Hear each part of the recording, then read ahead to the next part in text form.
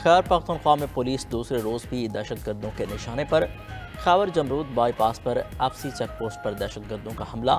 Police के मुताबिक firing के तबादले में सिपाही कलीम और सिपाही लियाकत जख्मी। रेगी में पुलिस चौकी पर मुल्ला सई पर दहशतगर्द हमला नाकाम बना दिया गया। थाना गंबेला लकी मरवत पर भी दहशतगर्दों का हमला। जवाबी फायरिंग से दहशतगर्द रात की तारीकी में फरार हो गए। गुज़िश्ता रात भी पेशावर और करक में दहशतगर्दों ने 5 मकामात पर हमले किए। हमलों में 3 पुलिस एहलकार और 1 एफसी का गार्ड शहीद, 2 पुलिस एहलकार जख्मी हुए थे।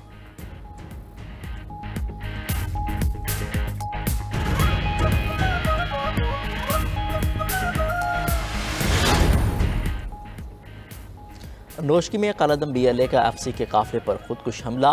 3 एफसी जवान और 2 शहरी शहीद, 5 अफराद जख्मी। जवाबी कार्रवाई में 3 दहशतगर्द जहन्नम वासिल। ISPR के मुताबिक शहदा में हवालदार मंजूर अली, हवालदार अली बिलावल, नाइक अब्दुल रहीम, सिविलियन ड्राइवर जलालुद्दीन और मोहम्मद नईम शामिल। ISPR का कहना है बहादुर सपूतों और शहरियों की कुर्बानियाँ हमारे अज़्म को मज़ीद मजबूत करती हैं। बुज़दिलाना अमल के मुर्तकिब अफराद को इंसाफ के कटहरे में लाया जाएगा। सिक्योरिटी फोर्सेस बलूचिस्तान की अमन व इस्तेहकाम को नुकसान पहुँचाने की कोशिशों को नाकाम बनाने के लिए पुरज़्म है। दहशतगर्दों के खिलाफ क्लियरेंस ऑपरेशन जारी रहेगा।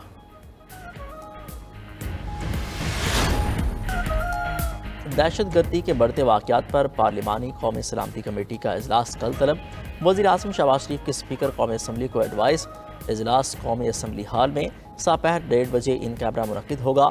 कौमी सलामती की मौजूदा सूरत हाल पर ब्रीफिंग दी जाएगी। अस्करी क़यादत पार्लिमानी कमेटी को मुल्क की मौजूदा सिक्योरिटी सूरत हाल से आगाह करेगी। पार्लियामेंट में मौजूद तमाम सियासी जमातों के पार्लिमानी लीडरान और उनके नामजद नुमाइंदगान शिरकत करेंगे। मुतलका अराकीन काबीना इजलास में भी शिरकत करेंगे।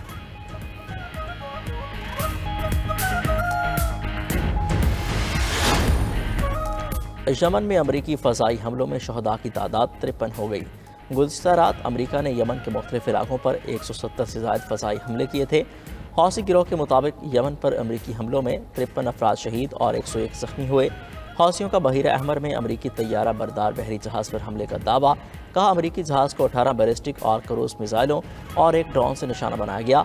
मुशीर अमरीकी कौमी सलामती माइकल वॉल्टन्स कहते हैं यमन में अमरीकी फ़ज़ाई हमलों में मुतादिद हौसी रहनुमा मारे गए।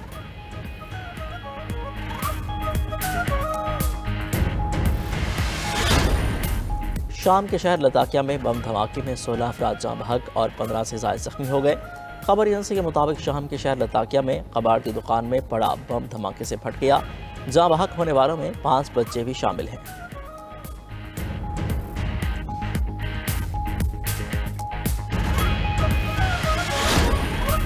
जनूब मशरकी यूरोप के मुल्क मकदूनिया में नाइट क्लब में खौफनाक आतिशत की। 59 अफराद हलाक, 150 से ज़ायद जख्मी हो गए। पुलिस ने 1 शख्स हिरासत में ले लिया। 4 अफराद के वारंट गिरफ्तारी जारी। इब्तदाई रिपोर्ट्स के मुताबिक करीब 1500 नौजवान शरीक थे। जख्मियों में 18 की हालत तशवीशनाक है। वज़ीर आज़म मकदूनिया ने क्लब में आग लगने के साने पर अफसोस का इजहार किया। तहकीकात का हुक्म जारी कर दिया।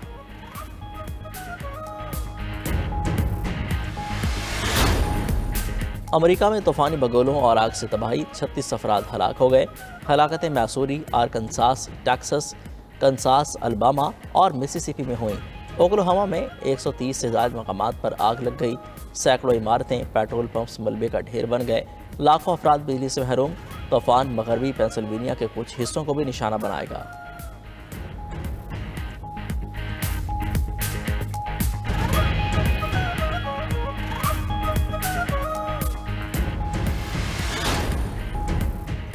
सोशल मीडिया पर मनफी प्रोपेगेंडे का इल्ज़ाम। GIT ने PTI के 16 अफराद को दोबारा तलब कर लिया। 18 मार्च को पेशी के नोटिस जारी। फिरदौस शमीम नकवी, खालिद खुर्शीद खान, मियां असलम इकबाल, हमाद असर शामिल।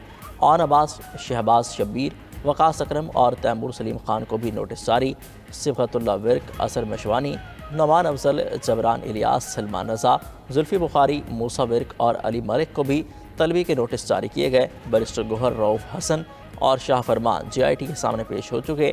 GIT ने अलीमा खान को भी 19 मार्च को तलबी का नोटिस जारी कर रखा है।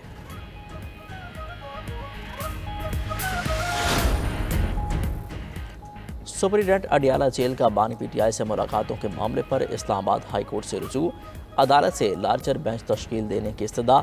रजिस्ट्रार ऑफिस ने एतराज़ात के साथ दरख्वास्त समाअत के लिए मुकर्रर। कायम मकाम चीफ जस्टिस सरफराज डोगर आज केस सुनेंगे।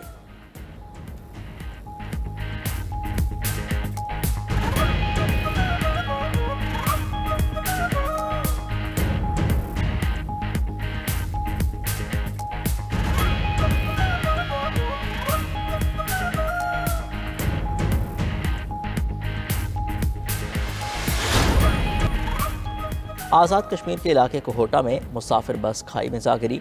हादसे में खातून समेत 5 अफराद जाँ बहक, 4 मुसाफिर जख्मी हो गए। हादसे की इत्तला मिलते ही पाक फौज और सिविल इंतजामिया की टीमें मौका पर पहुंची।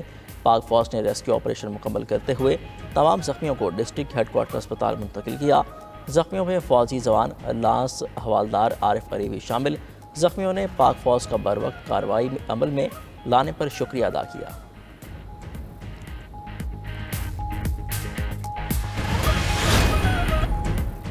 अफगान मुहाजिरीन को पूरा बंदोबस्त होने तक वापस नहीं भेजना चाहिए। वज़ीर आला खैबर पख्तूनख्वा अली अमीन गंडापुर अफगान मुहाजिरीन को ज़बरदस्ती ना निकालने का मुतालबा। कहा, अब तक अफगान मुहाजिरीन की वापसी के लिए उनसे बात नहीं हुई। वो इस अमल के हक़ में नहीं, ऐसा काम नहीं करेंगे जो पॉलिसी, कल्चर और सूबे के अमन व अमान के ख़िलाफ़ हो। वज़ीर आला KP ने वज़ीर ख़ारजा को अफ़गानिस्तान से मुज़ाकरात के लिए TORs भेजने का भी बताया। गोले अफ़गान सफ़ीर से मुलाकात हुई, उन्होंने मुस्बत रिस्पॉन्स दिया।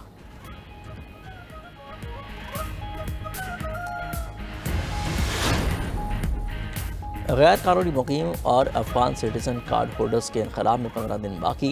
हुकूमत पाकिस्तान का गैर कानूनी, गैर मुल्की और अफगान सिटीज़न कार्ड होल्डर्स को वापस भेजने का फैसला।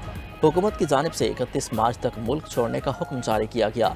1 अप्रैल के बाद गैर कानूनी, गैर मुल्कियों को मुल्क बदर किया जाएगा।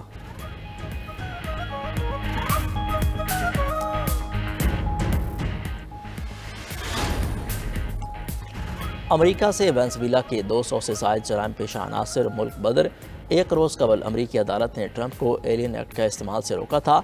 1798 के एलियन एक्ट कौमी सलामती के लिए तारकीन वतन को मुल्क बदर करने की इजाज़त देता है। ट्रंप इंतजामिया वेनेज़ुएला के गैंग अरकान की मुल्क बदरी के लिए जंगी इख्तियारात चाहती थी। वफाकी जज ने आर्जी तौर पर एक्ट का इस्तेमाल रोक दिया था।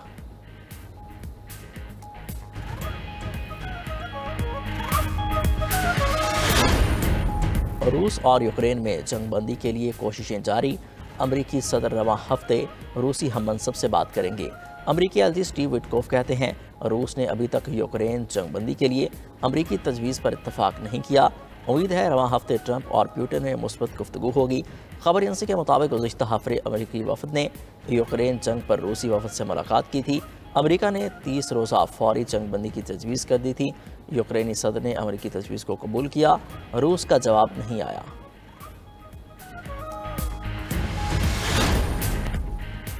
बरतानिया में कंजरवेटिव पार्टी का स्कूलों में तलबा के मोबाइल फ़ोन पर इस्तेमाल की पाबंदी का मुतालबा। साबिक वज़ीर-ए-आज़म ऋषि सुनक ने स्कूलों के तलबा के मोबाइल इस्तेमाल को रोकने की हिदायत जारी की थी। कंजरवेटिव पार्टी ने एतराफ़ किया कि ऋषि सुनक की हिदायत पर अमल नहीं हो सका। अब इस कानून को बनाने का वक्त आ गया है।